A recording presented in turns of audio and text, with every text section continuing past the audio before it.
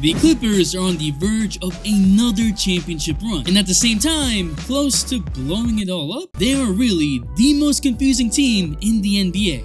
But how do we get here? Because again, as I was working on this video, Kawhi got hurt and might not even return. When the Clippers first got Kawhi and Paul George, it was so obvious. This is a championship team. They were the favorites to win the title. 3.5 years later, this team has made the conference finals once. We're still saying they're a championship team, but with a lot less certainty. In fact, this team has always been capable of greatness, but has also been a part of some of the greatest disappointments in NBA history. I mean, how do we really rank the Clippers? Oh, if only the Clippers were healthy. Well, they were in 2020 and collapsed. That's a bad shot. In 2021, Kawhi got hurt in the first round, and they made all the way to the Western Conference Finals behind Paul George, who played the most minutes in the playoffs, and flat admitted that he realized he was a true second option, not able to carry a team. Then they need a point guard, a traditional point guard based on their own head coach, and signed Russell Westbrook? Yeah.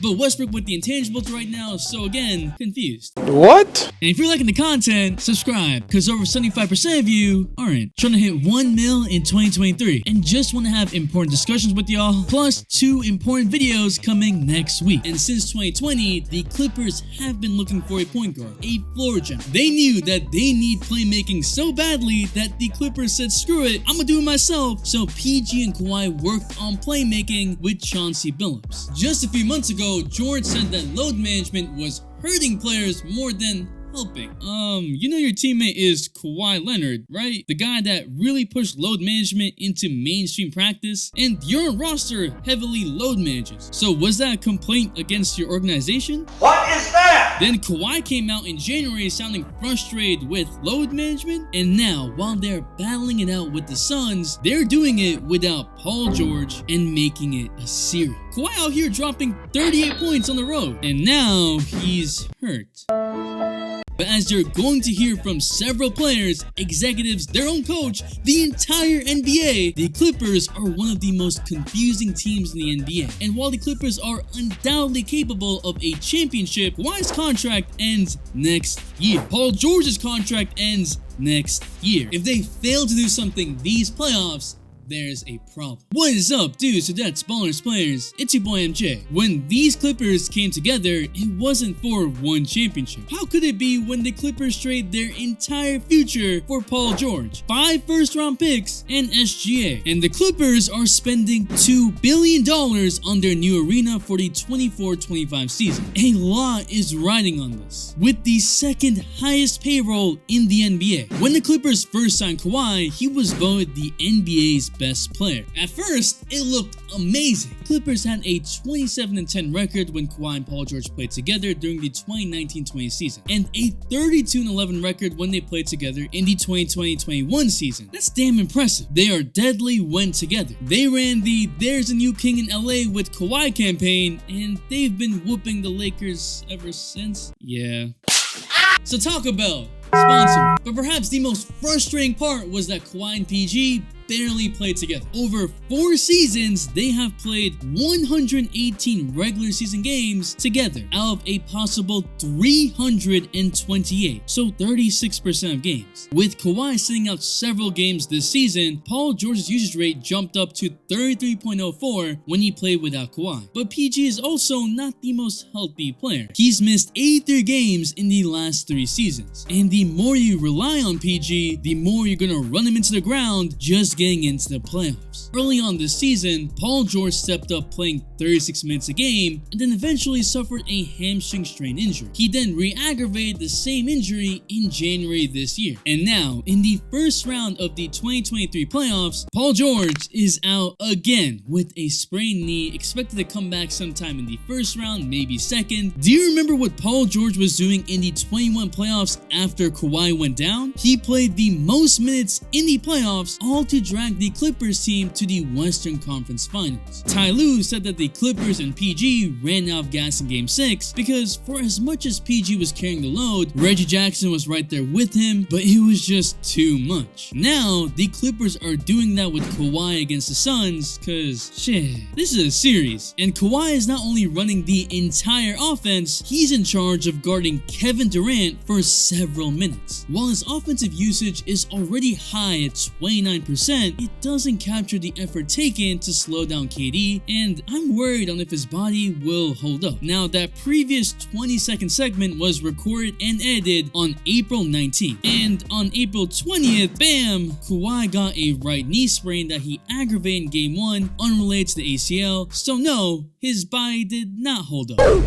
And PG, who hasn't played in a month, will have to quickly acclimate to playoff basketball. Now, I can't use Kawhi or PG and SoRare to channel sponsor, but I need Star, cause SoRare giving away prizes. Well, I'm using Julius Randle. You get 20 free common cards when you sign up, and with those cards, you make lineups and enter competition. I said earlier that I'm using Brunson Randle, and I'm sticking by that. But also Westbrook, cause the Clippers are his team right now. Westbrook fans, you got what you wanted. And Jaren Jackson Jr. cause Ja is out. And with how you rank overall in the weekly playoff tournament, you'll get credits you can use to redeem for prizes, and for their unique tier tournament, you could win a VIP experience to the 2024 All-Star Game. Yeah, SoRare's making it happen. It's happening right now all the way to the final. So if you want to compete for prizes and VIP experiences, join using the link and compete right now. And if you buy 5 cards in the marketplace, you'll get 1 free limited card on me using the link in the description to enter those competition for prizes. So go check it out. It's free, fun, and helps the channel. And they're sending me a Knicks Cavs Game 4, so hopefully I see Randall being aight. With how the playoff race was this season, it wasn't even guaranteed that the Clippers would make the playoffs. The Clippers were the 7th seed on March 2nd before the Mavericks crashed and burned. And in a push to possibly have home court advantage in round 1, PG was out. You could see the frustration on Ty Lue late this season.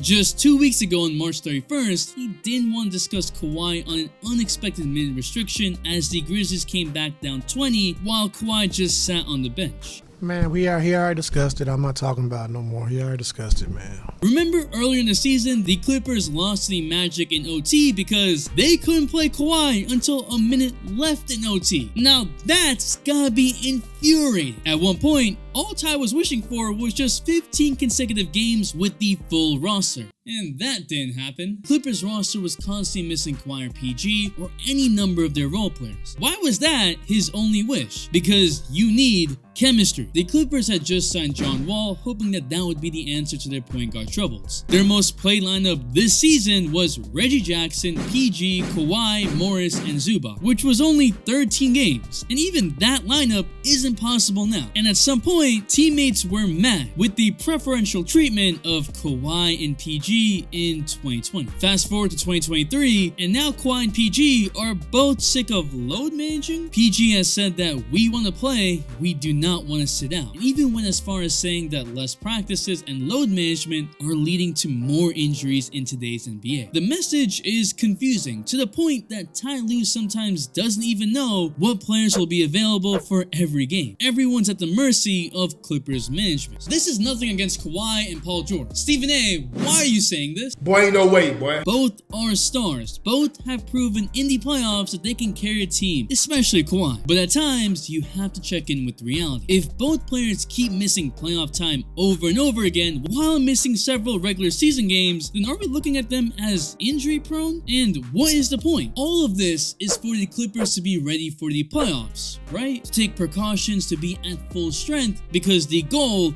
is a championship. With Doc Rivers, they blew a 3-1 lead to the Nuggets, including a Game 7 in which Kawhi had 14 points, only 2 points in the second half, and PG had 10 points, missing a lot of wide open looks. So a healthy squad wasn't good enough. LeBron couldn't believe it, saying, and just seeing the team that they had, that was built for that, I believe. I just did not see them losing. They got rid of Doc Rivers, who's blown the most 3-1 leads in NBA history. But let's take a look at how many playoff series these two have played together in their 4 seasons. Just 3 Bruh. They went to 7 games against the solo squad Luka in 2021. Kawhi again was phenomenal. 45 points in game 6. He's one of my favorite players to watch. Gets to his spot, wherever that is, no nonsense, knocks it down, powers through players, solid defense. I want to see more of this. But Kawhi tore his ACL in game 4 of the next series. Even his prior hamstring injury on the Spurs took a year of uncertainty and eventually getting traded. But with the championship win on the Raptors, whatever Kawhi wanted was justified. With Kawhi, you're unsure if he's hurt, if he wants to take more precaution, or if he's being forced to take more precaution. Heck, last year, the Clippers didn't even make the playoffs. Kawhi was out for the entire season. Paul George missed 50 games with a strained elbow ligament. So it's really hard to determine what this Clippers team has been. I just don't think that the Clippers or any of our visions was that this duo, with a competent roster construction and a really good coach in Ty Lue, was only one Western Conference final. There's no denying that when healthy, the Clippers are one of the best teams in the NBA that look built for the playoffs. In fact, one of the deepest rosters. Yes, Kawhi in the playoffs is different, and by himself, a confusing player. He may not even be top 10 in the regular season, but turns into a top 5 player in the playoffs. Man could hide from the world for an entire season and come into the playoffs and still average 30. Kawhi Leonard, who are you, man? Kawhi Leonard. It's actually amazing, but that only gets you so far. Sure, Kawhi was brought on to the Clippers to be an MVP player, but he's only been that for short spurts. Greatness is being able to do that on a consistent basis. Kawhi does when he plays, but he misses so many games that it's cost the Clippers any shot of a title. And with how Kawhi goes, the Clippers go. This disregard for the regular season only works if you win the playoffs. But when everyone is confused on the message, the team construction, the injuries, it's a team that is banking on everything to happen within these 2 years, and now this year might be over again with the same old story. Imagine having a brand new arena to finally get out of the Lakers' shadow and have no star player, no young developing player. It would be a disaster. I just don't understand the plan. I don't understand why I can't watch Kawhi or PG play, all for them to be out in the most important games. Something has to change. The all-day notification shout goes to an OG day 1 Maria Joe, who's hoping the Warriors come back. Thanks for the all-day support. And if you want to know about a player that none of his teammates have ever liked, there's a video right here. And if you're still here, you're a real one, so comment chance so I know. It's your boy MJ. We out.